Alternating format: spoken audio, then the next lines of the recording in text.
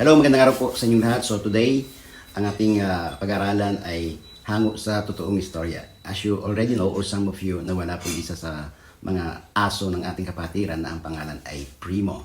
But then during those last 2 days or 3 days na hinanap po siya, lagi siyang nasa isip po namin. And God spoke to me directly, and I think kahit sa marami ay nangusap po ang pangyayari ito. Pinamagatan ko po siyang Finding Primo. So, ang sabi ng salita ng Diyos, kung ang sino man sa inyo ay may isang tupa at nawawalang isa, anong gagawin niya? Hindi ba't iiwan niya ang siyam na paspulan at hanapin ang nawawala hanggang ito'y matagpuan? Kapag nakita niya ang tupa, ay masaya niya itong papasanin. Pagdating sa bahay, aanyayahin niya ang kanyang mga kaibigan, kapitbahay, sasabihin sa kanila, makipagsaya kayo sa akin dahil nakita ko na ang tupa kong nawawala. So, nung nakita po namin si Primo, tuwang-tuwa po kaming lahat. But during those almost 3 days that po kami nag-aalala na nakakilala kay Primo dahil lagi namin siyang nakikita. So, in-acronym ko po siya sa kanyang pangalang Primo ang ating pag-aaralan o Primo ang acronym niya, P-R-I-M-O. So, ito po. Una, letter P is we have to have a plan.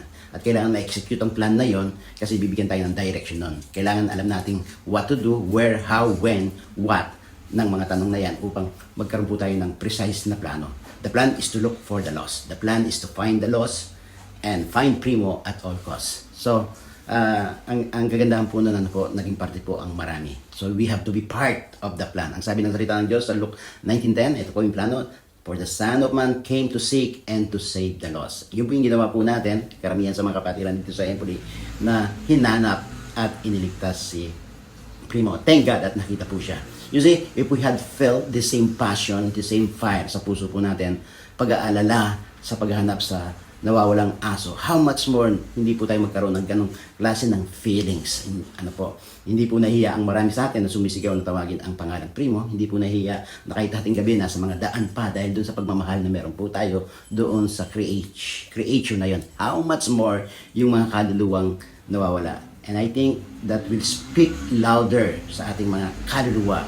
Finding the one, finding the lost, finding Primo, lalong-lalo na yung mga kaluluwa. Sabi nga ng salita ng Diyos, libo-libong magdiriwang kapag nakita ang isa. You have to execute the plan. If we want to win the lost soul para sa Panginoon, execute po natin ang plano, magkaroon po tayo ng ganong apoy sa ating mga puso. Letter R ng Primo is, let us restore the heart for the lost. Restore the heart of the lost. Kailangan huwag natin bigyan ng kapahingan ang ating puso, ang ating isip, upang magawa natin yung ipinapagawa ng Diyos sa ating mga buhay. I remember na kami nasa bakasyon and we're really sorry na hindi kami kasama sa Operation Hanap o Operation Finding Primo at nakakalungkot, lagi kaming nakabalita. You see, again, God is speaking louder than any event na meron po tayo itong taong ito. Na hindi natin nawala sa isip natin ang paghahanap kay Primo. Yung pag-aalala, baka kainin siya o patayin siya ng mga wild animals katulad po ng mga wolves na merong sinasabi dun sa lugar kung saan po siya nagpunta. Kaya nga, ma-restore po muli sa ating puso. Yung para sa mga nawawalang kaluluwa. Letter I is let us involve ourselves in fulfilling the plan. Intentionally, kailangan mag-act tayo, mag-sakripisyo po tayo. Nabibless po talaga kami sa mga taong naghanap, even hating gabi, bata, matanda, yung mga walang hilig sa aso, nagkaroon ng passion para hanapin po. And again, they involve themselves, naging parte sila sa paghahanap. Again, kung mag-i-involve po tayo, magiging parte po tayo ng ipinapagawa ng Diyos sa mga lugar na kung nasaan po tayo, mas magiging mabilis po yung fulfillment ng plano o nung gusto ng Panginoong Jesucristo sa ating mga buhay. You have to involve yourself para yung plano ay magkaroon ng execution, para yung plano ay maganap. Amen po. Letter M ng Primo is mission. This is our mission. Hindi po siya optional.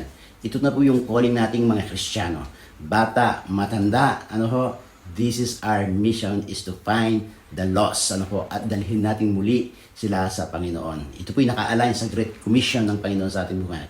To go and make disciples. Hanapin sila at may reconnect sa ating Panginoon. Amen po.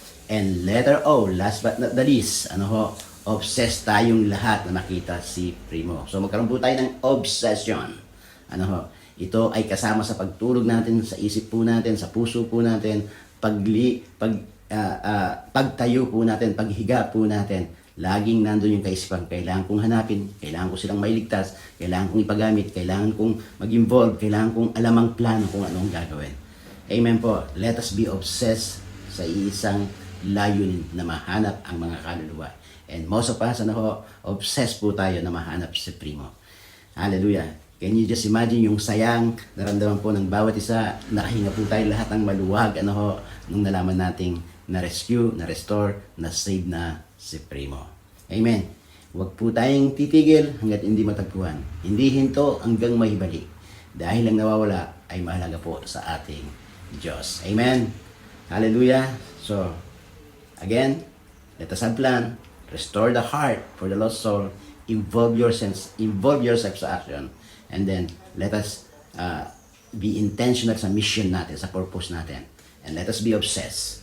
May intensity dapat yung kaluluwa natin, puso natin, isip natin upang mahanap, magawa ang pinapagawa ng Diyos. God bless you all po.